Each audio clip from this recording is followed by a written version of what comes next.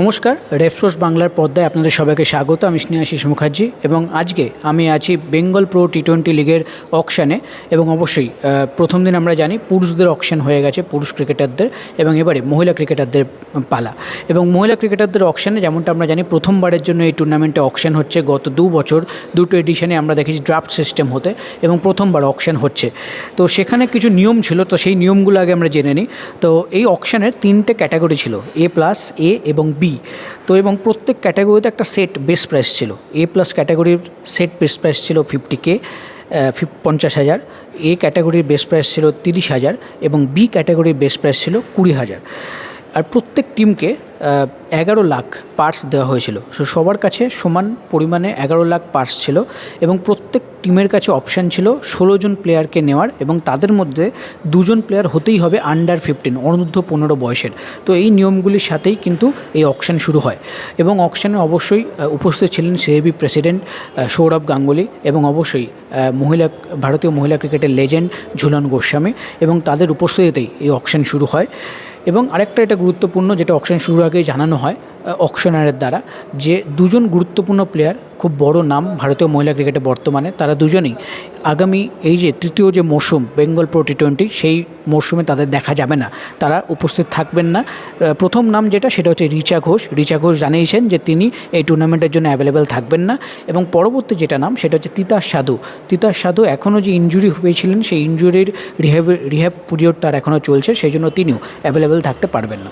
এবার কিছু দেখা যাক কিছু নাম, যারা কিছু গুরুত্বপূর্ণ নাম যারা দল পেয়েছেন পরবর্তী সিজনে খেলার জন্য। A+ ক্যাটাগরি থেকে প্রথমে সুজাতা দে, অ্যাডামাস হাওড়া ওয়ারিয়ার্স, তাদেরকে নিয়ে নেয় 2.05 লাখ প্রাইজে। তারপর ঋষিতা বাসু, তিনি খেলবেন মেদিনীপুর উইজার্ডসের হয়ে। ষষ্ঠী মণ্ডল, যাদেরকে অ্যাডামাস নেওয়ার খুব চেষ্টা করেছিল, কিন্তু আলটিমেটলি তিনি খেলবেন সাচিরা টাইগার্সের হয়ে। তনুশ্রী সরকার, একজন খুব গুরুত্বপূর্ণ নাম, এবং তিনি যেভাবে গত লাস্ট 2 বছর ধরে বাংলার জন্য এবং বিভিন্ন টুর্নামেন্টে ধারাবাহিকতার সঙ্গে পারফরমেন্স দিয়েছেন, স্পেশালি ব্যাটার হিসেবে, তিনি বলও করতে পারেন যদিও, কিন্তু স্পেশালি ব্যাটার হিসেবে তিনি যেভাবে পারফরমেন্স দিয়েছেন, তার প্রতি যে ইন্টারেস্ট দেখা গেছিলো অকশানে বিভিন্ন ফ্র্যাঞ্চাইজির থেকে, সেটাতে কোনো অবাক করার মতো নয়। এবং ইভেনচুয়ালি তিনি কিন্তু মুর্শিদাবাদ কুইন্সের হয়ে খেলতে চলেছেন। তারা RTM কার্ড ইউজ করে তাকে তুলে নেয়, কিন্তু আলটিমেটলি কিন্তু মেদিনীপুর উইজার্ড কিন্তু তনুশ্রীকে নেওয়ার জন্য পুরো দরে ঝাঁপিয়েছিলেন, কিন্তু যেমনটা আমি বললাম, RTM কার্ড ইউজ করার সুবাদে মুর্শিদাবাদ কুইন্সের হয়ে তাকে খেলতে দেখা যাবে। প্রতিভা মান্ডি আরেকটা নেম, যিনি খেলবেন মালদার হয়ে। মিতা পল সবথেকে বেশি দর পেয়েছেন এই রাউন্ডে, 3 লাখ প্রাইজ উঠেছেন তার। এবং কেন নয়, তিনি লাস্ট 2 বছর লাক্স শ্যাম কলকাতা টাইগার্স যে টিম, সেই টিমকে পরপর 2 বার চ্যাম্পিয়ন করেছেন, এবং তারা আবার RTM ইউজ করে তাদের ক্যাপ্টেনকে ফিরিয়ে নিয়েছেন। এবং যেমনটা আমরা বললাম, পরপর 2 বারের চ্যাম্পিয়ন, এবং তারা এবারে চাইবে আবার সেই একই ক্যাপ্টেনের হাত ধরে 3-এ 3 করতে। অঙ্কিতা চক্রবর্তী, একজন উইকেট কিপার ব্যাটার, সাচিরা টাইগার্স তাকে নিয়েছিলেন, কিন্তু RTM ইউজ করে অ্যাডামাস তাকে আবার ফেরত নিয়ে নেয়। শ্রেয়সী আইচ, আরেকজন স্পিনার অলরাউন্ডার, যাকে আমরা দেখতে পাবো অ্যাডামাসের হয়ে খেলতে। আরেকটি গুরুত্বপূর্ণ নাম যেটা বলতে হবে, সেটা হচ্ছে ধারা গুজ্জার কিন্তু অ্যাডামাসের ক্যাপ্টেন ছিল, কিন্তু আনফর্চুনেটলি তাকে অ্যাডামাসে দেখা যাবে না। তার প্রাইজ প্রচুর ওঠে, তার প্রাইজ ওঠে 2.85 লাখ, এবং সেই প্রাইজে তাকে দেখা যাবে সদ্য যে নতুন ফ্র্যাঞ্চাইজি জয়েন করেছে এই টুর্নামেন্টে, নোভাস পুরুলিয়া রয়্যালস, তাদের হয়ে খেলতে। তো তাদের হয়ে খেলতে দেখা যাবে ধারা গুজ্জারকে, এবং দেখা যাক তিনি কীরম করেন নতুন ফ্র্যাঞ্চাইজির হয়ে। সাইকা ইশাক, আই থিঙ্ক কাউকে তেমন বলার দরকার নেই, আপনারা সবাই জানেন, ভারতের হয়েও খেলেছেন, মুম্বাই ইন্ডিয়ান্সের হয়ে WPL অনেকদিন ধরে খেলেছেন। 1.65 লাখে তাকে নিয়েছে সবিস্কো স্ম্যাশার মালদা। তো এই টিমের হয়ে কিন্তু সাইকা ইশাককেও দেখা যাবে। কিন্তু প্রথম রাউন্ডের পর আমাদের সৌভাগ্য হয় কথা বলার ওনার অ্যাডামাস হাওড়া ওয়ারিয়ার্স টিমের। তো তিনি কি বলেন, তিনি ধারা গুজ্জারকে না পাওয়ার যে একটা আফসোস, সেটা প্রকাশ করেন, এবং তিনি এটাও বলেন যে এবারে তারা চেষ্টা করছেন যাতে একটা ভালো টিম তারা গড়ে তুলতে পারেন। তো সেইটা তিনি কী বললেন, সেটার ওপর জানতে গেলে নজর রাখুন রেফসোর্সের পর্দায়। নমস্কার, রেফসোর্স বাংলার পর্দায় আপনাদের সবাইকে স্বাগত। আমি স্নেহাশিস মুখার্জি, এবং আমার সঙ্গে আছে সৌম্য স্যার, যিনি অত্যন্ত গুরুত্বপূর্ণ একজন মেম্বার অ্যাডামাস হাওড়া ওয়ারিয়ার্স টিমের। তো স্যার, যেমন আমরা দেখলাম যে এখনও অবধি যে আমরা যা দেখেছি অকশন, আজকে মহিলাদের অকশন চলছে, প্রথমবারের জন্য অকশন হচ্ছে। আমরা এটা দেখলাম যে আপনারা ধারা গুজ্জারকে পেলেন না, ধারা গুজ্জার আপনাদের ক্যাপ্টেন ছিল, হয়তো টাইমিং যেটা অকশানে খুব একটা গুরুত্বপূর্ণ ফ্যাক্টর, এবং প্রাইসটা আমরা দেখলাম অনেকটা হাই চলে গেছে, বাট এখনও অবধি যেরকম অকশন গেছে তাতে কি আপনি খুশি? আমরা আপাতত যা টিম পেয়েছি আমরা স্যাটিসফাইড তাতে। অফকোর্স ধারা আমাদের ফার্স্ট ইয়ার টুর্নামেন্টের অরেঞ্জ ক্যাপ উইনার, সেকেন্ড ইয়ারও আমাদের টিমের হাইয়েস্ট রান স্কোরার।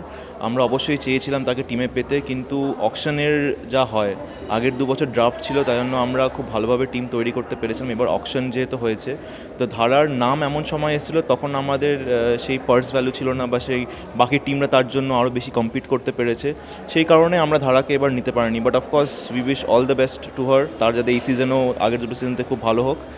বাকি আমরা যাদের পেয়েছি তাদের নিয়ে অবশ্যই আমরা চেষ্টা করবো আগে থেকে ভালো করার। একদমই। আর স্যার, যেমনটা আমি বললাম যে প্রথমবারের জন্য অকশন হচ্ছে, এতদিন ড্রাফট সিস্টেম হতো, সেই ডিফারেন্সটা কোথায়? ঠিক কোথাও কি একটু চ্যালেঞ্জিং আপনাদের জন্য?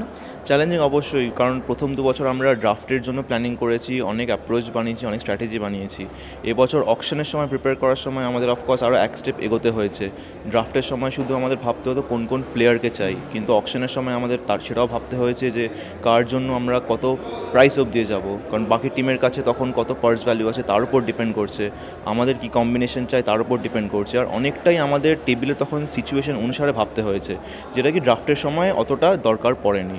তাই অকশনের জন্য অফকোর্স ড্রাফট থেকে অনেক চ্যালেঞ্জিং, কিন্তু অকশন আমি বিশ্বাস করি প্লেয়ারদের জন্য খুব ইভেন করে দেয় পুরো গ্রাউন্ড, কারণ তারা তাদের এক্স্যাক্ট যেটা মার্কেট ডিমান্ড, যেটা তাদের টুর্নামেন্টে তাদের ইম্পর্টেন্স কন্ট্রিবিউশন, সেই অনুসারে তারা পজিশন পেতে পারে। তাই জন্য ওভারঅল অকশন করাতে আই থিঙ্ক আরও ইন্টারেস্টিং হবে টুর্নামেন্ট, এবং এটা একটা নতুন উদ্যোগ সিএবিরও, এবং আমরা খুশি এই স্ট্র্যাটেজি নিয়ে। একদমই। শেষ কোশ্চেন স্যার, যে মহিলা দল, আপনাদের যে পুরুষ দল তারা কিন্তু অনেক বেশি সাকসেসফুল দেখতে গেলে কনসিস্টেন্সি দিক দিয়ে, কিন্তু মহিলা দলরা গত 2 বছর সেরকমভাবে পারফরমেন্স দিতে পারেনি ভালো টিম হওয়া সত্ত্বেও। এবারে আপনাদের লক্ষ্য কী? যেরকমভাবে আপনার টিম করছেন তাতে আপনাদের মূল লক্ষ্য কী? এবারে আমাদের লক্ষ্য হচ্ছে আমরা যে মিক্সচার আছে, যে কম বয়সী ইয়াং যারা ফিমেল ছিল আমাদের টিমে, এবছর আমরা কিছু সিনিয়র প্লেয়ারও নিচ্ছি, যেটা আগের 2 বছর আমরা অতটা করতে পারিনি, আমাদের খুবই ইয়াং টিম ছিল। এবছর আমরা যেহেতু নতুন করে আবার অকশন হচ্ছে, তাই জন্য আমরা একটু মিক্সচার অফ এজ ক্যাটাগরিজ নিচ্ছি, যেখানে সব ডিপার্টমেন্ট, যে বলিং, ব্যাটিং এবং যে স্পিন হয়, যাতে যারা ফিল্ডিংও করতে পারে, কিছু সিনিয়র প্লেয়ারও নিচ্ছি, কিছু আমরা ইয়াং প্লেয়ারও নিচ্ছি যাদেরকে আমরা প্রমোট করতে চাই। আশা করছি এবছর আমাদের মহিলাদের টিমও আগের থেকে ভালো পারফর্ম করবে। ধন্যবাদ স্যার।